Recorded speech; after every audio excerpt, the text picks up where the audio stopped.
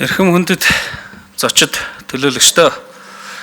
та бүхэнд энэ өдрийн амар амгаланг айлтган мэдчилье. Жил бүрийн 11-р сарын 25-ны өдрөөс дэлхийд даяар өрнүүлдэг гендерт суурилсан хүчирхэлтэд тэмцэх 16 хоногийн аянд манай улс 1997 оноос нэгдэн оролцож байна. Технологи ашиглан үйлдэж буй гендерт суурилсан хүчирхэлтэд тэмцэхэд нэгдэцгээ уран доор өрнүүлж буй энэ удаагийн аяныг Монгол Улсын засгийн газраас нэгдсэн үндэсний байгууллагын төрөлцсөн байгууллагууд, олон улсын болон иргэний нийгмийн байгууллагуудтай хамтран эхлүүлж байна. Гендерт суурилсан хүчирхийлэлтэд тэмцэх чиглэлд олон улс анхаарал хандуулж, улс орнууд дангаар бус хамтран ажиллахыг чухалчлахын зэрэгцээ нэгдсэн үндэсний байгууллагын төрөлцсөн байгууллагуудаас хүний эрх чөлөөг хангах, бэхжүүлэх чиглэлээр Монгол улсад өгч буй зөвлөмжөдч энэ талаар тусгагдсан байдаг. Монгол Улсын засгийн газраас 2025 оны 3 дугаар сард иргэний болон улс төрийн эрхийн тухай олон улсын пактын 6 дугаар, мөн оны 11 дугаар сард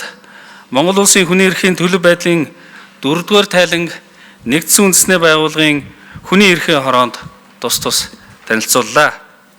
Тус хорооны гишүүн улсуудаас Монгол Улсын засгийн газарт гендерт суурилсан хүчирхийлэлтэд тэмцэх, урьдчилан сэргийлэх чиглэлээр авч хэрэгжүүлэх арга хэмжээгээ эрчимжүүлэх, хүчирхийллээс ангид байх эрх зүйн орчныг боловсронгуй болгох, хохирогчдод үзүүлж буй тусламж үйлчилгээний чанар хүртээмжийг нэмэгдүүлэхийг зөвлөсөн. Ялангуяа технологи ашиглан үйлдэж буй гендерт суурилсан хүчирхийллийн талаар эрх зүйн зохицуултыг боловсронгуй болгох, олон нийтийг энэ төрлийн хүчирхийллээс хамгаалах, урьдчилан сэргийлэх ажлыг эрчимжүүлэх, хууль сахиулах байгууллагын албан хаагчдыг сургаж мэрэгшүүлэх, энэ чиглэлээр ажилладаг олон улсын байгууллага, иргэний нийгмийн байгууллагуудтай хамтын ажиллагаагаа бэхжүүлэх талаар онцгой анхаарал хандуулахыг зөвлөсөн. Түүнчлэн нэгдсэн үндэсний байгууллагын хүн амын сан, Азийн сан, олон улсын байгууллагын манлайлалдор нэгдсэн үндэсний байгууллагын хүүхдийн сан, нэгдсэн үндэсний байгууллагын олон улсын шилжилт хөтөлбөрийн байгууллага, Монгол Улсын хүний эрхийн үндэсний комисс, Америкийн нэгдсэн улсын элчин сайдын яам, Европын холбооны элчин сайдын яам, Австрали улсын элчин сайдын яам, Канада улсын элчин сайдын яам, бүгд найрамдах Хятад ард улсын элчин сайдын яам, Азийн хөгжлийн банк, олон улсын эрх зүйн хөгжлийн байгууллага, дотоодын төрийн бус байгууллагуудаас гаргасан технологи ашиглан үйлдэгдэж буй гендерт суурилсан хүчирхийлэлтэд тэмцэхэд анхаарлаа хандуулах нь уриалга гаргасныг хууль зүйн дотоод хэргийн салбар хүндэтгэн хүлээн авч байгаагаа энэхүү завшааныг тохиолдуулан илэрхийлье.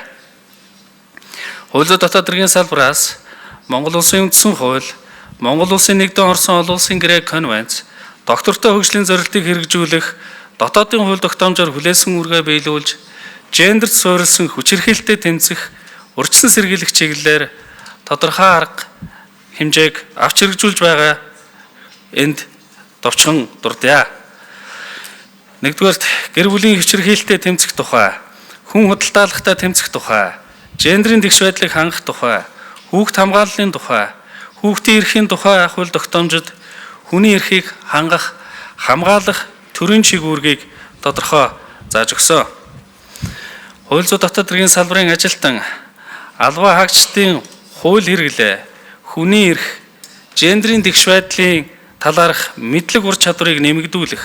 хандлагыг өөрчлөх, олон нийтийн итгэлцлийг бэхжүүлэх сургалт нөлөөллийн ажлуудыг доктортой хэрэгжүүлж байна. Салбарын хэмжээнд гендерийн мэдрэмжтэй төлөвлөлт, хяналт шинжилгээ үнэлгээг сайжруулах зорилгоор хууль зүйн дотоод хэргийн салбарын 2 дахь шатны гендерийн бодлогын баримт бичгийг боловсруулж батлуулахад бэлэн болгоод байна.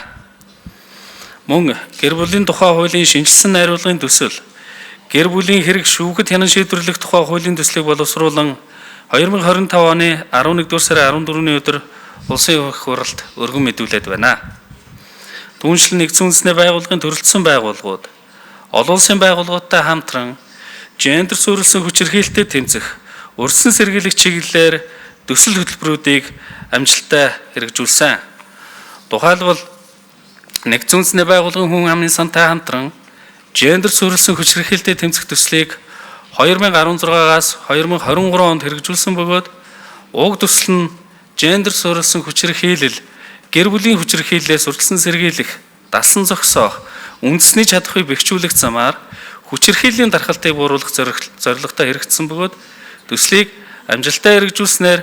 гэр бүлийн хүч хэрхийлэлтэд тэмцэх тухай хууль, гендерийн тэгш байдлыг хангах тухай хууль зэрэг гендерийн тэгш байдлыг хангах, гэр бүлийн хүч хэрхийллийг гэмт хэрэг тооцдог болоход гол хууль тогтоомжийг шинжилэн боловсруулж хэрэгжүүлэхэд хувь нэмрээ оруулсан. Азийн хөгжлийн банктай хамтран хүүхэд эмэгтэйчүүдийн эсрэг гэр бүлийн хүч хэрхийлэлтэд тэмцэх төслийг 2019-өөс 2024 онд хэрэгжүүлсэн бөгөөд төслийн хүрээнд гэр бүлийн хүч хэрхийллийн хохирогч хамгаалах байрыг Увс, Сүхбаатар, Сэлэнг аймаг, Сонгон хайрхан, Налаах дүүргүүдэд байгуулахад засвар, догчлолт, тавилга тоног төхөөрөмж авахд тусалцаа үзүүлж хамтарсан багийн үйлчилгээ болон амжиргааны дэмжлэг үзүүлэх, гэр бүлийн хүч хэрхийллийг даван туулагчдыг хамгаалалтад авах, нөхөн сэргээх үйлчилгээ үзүүлэх үүрэг хүлээсэн албан тушаалтан ажилтнуудын чадахыг бэхжүүлэх, гэр бүлийн хүч хэрхийллээс урьдчилан сэргийлэх, мэдээлэх болон хохирогч даван туулагчдыг хамгаалах гол оролцогч талуудын чадахыг дээшлүүлэх зэрэг ажлууд хийгдсэн. Канада улсын засгийн газартай хамтран Монгол улсад гендер суурилсан хүч хэрхийлэлтэд тэмцэх үйл ажиллагаа бэхжүүлэх төслийг 2016-аас 2023 онд хэрэгжүүлсэн. Уг төсөл нь гэр бүлийн хүч хэрхийллийн гэмт хэрэг, зөрчил хянан шийдвэрлэх ажиллагаанд хохирогч төвтэй хандлага төлөвшүүлэх, хохирогчид хууль зүйн тусалцаа авах хүртээмжийг сайжруулах, хохирогчид тусламж үйлчилгээ үзүүлэх, төрийн бус байгууллагуудын чадахыг дээшлүүлэх зорилготой хэрэгжлээ. Дээрх төслийн 2 дугаар шатны төслийг Канада улсын засгийн газрын дэмжлэгтэйгээр олон улсын эрх зүйн хөгжлийн байгууллагатай хамтран 2025 оны 10 дугаар сараас хэрэгжүүлж эхлээд байна. Америкийн нэгдсэн улсын засгийн газартай 2020 оноос хүн худалдаалах гэмтрэгээс хүүхдийг хамгаалах компакт төслийг хамтран хэрэгжүүлж байна. Энэхүү төсөл хэдийгээр хүн худалдаалах гэмтрэгээс хүүхдийг хамгаалахад чиглэсэн төсөл боловч хүүхдэд ээлтэй, хохирогч төвтэй хэрэг хянан шийдвэрлэх ажлаа сэдвэх сургалтыг 21 аймаг 9 дүүрэг зохион байгуулж нийт 2000 гаруй мөрдөгч, прокурор, шүүх, өмгөөлөгч, нийгмийн ажилтан, сэтгэл зүйчдийг хамруулад байна. Олон улсын байгууллагатай хамтран хэрэгжүүлж буй төсөл хөтөлбөрийн үр дүнг цаашид доктортой өргөжлүүлэх, сайн туршлагыг түгээн дэлгэрүүлэхэд хууль зүйн дотоод эрхийн салбар бүхэлдээ анхаарч ажиллах болно. Цаашид хуулиар хүлээсэн төрийн байгууллага, иргэний нийгмийн байгууллагууд хууль тогтоомжийн хүрээнд хүч хэрхийлэлтэд тэмцэх, урьдчилан сэргийлэх, хохирогчийг хамгаалах, тэднийг дахин хохирохгүй байхад чиглэсэн ажлыг улам эрчимжүүлж хамтын ажиллагаагаа шин шатанд гаргахыг уриалж байна. Гендер суурилсан хүч хэрхийлэлтэд тэмцэх чиглэлээр хамтран ажилладаг иргэний нийгмийн байгууллага тэдний үйл ажиллагааг байнга дэмждэг олон улсын байгууллагуудаа талархал илэрхийлье. Энэхүү хурлын үйл ажиллагаанд амжилт хүсье.